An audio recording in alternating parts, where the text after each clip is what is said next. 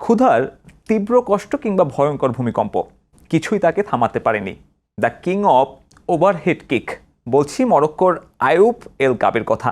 মরক্কোর বেশিরভাগ ফুটবলাররা যখন ইউরোপিয়ান ডায়াসপোরায় বেড়ে ওঠা, নাগরিকত্ব বদলে প্রতিনিধিত্ব করছেন আরব দেশটার, সেখানে এল কাবি একদমই ভিন্ন।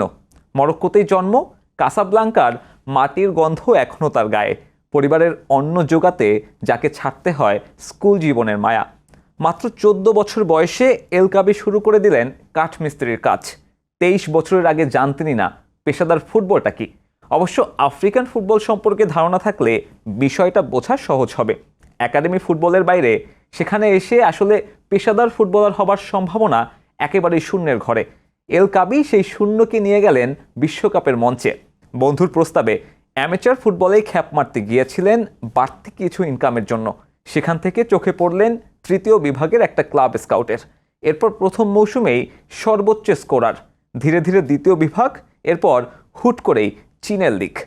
ইউরোপে না গিয়ে চায়নার ক্লাবে পাড়ি জমানোর একমাত্র কারণ মোটা অঙ্কের টাকা। অবশ্য সেখানে খেলতে গিয়েই পড়লেন করোনার বাধায়। 1 বছর মাঠের বাইরে কাটালেন, বেতন পেলেন, এরপর ঢুকলেন ইউরোপে।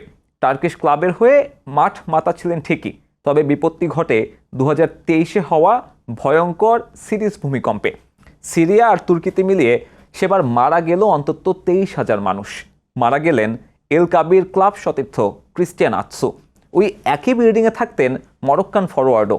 তবে ভূমিকম্পের দিন কয়েক আগে স্ত্রীর পরামর্শে নতুন বাসায় উঠেছিলেন এল কাবি। প্রাণ বেঁচে যায় তার। 32 বছরের এল কাবি এখন বিশ্বকাপের মঞ্চে। ওই যে শুরুতে বলেছিলাম, the king of overhead kick. শুধুমাত্র ভিডিও রেফারেন্স আছে এমন 14 ওভারহেড কিকে গোল করেছেন এই ফুটবলার। প্রতিপক্ষের ডি বক্সে বল বাতাসে ভাসলেই অ্যাক্রোবেটিক শট নিতে ভালোবাসেন কাবি। তার কাছে গোল শুধু গোল নয়, গোলের মাধ্যমে দর্শকদের বিনোদিত করাটাও তার কাজ। এবারের বিশ্বকাপে ব্রাহিম দিয়াজ কিংবা হাকিমিদের পাশাপাশি চোখ রাখতে হবে এল কাবির ওপর। যুক্তরাষ্ট্র মাতাতে প্রস্তুত ক্ষুধা আর মৃত্যুকে জয় করা এই সর্বজয়ী।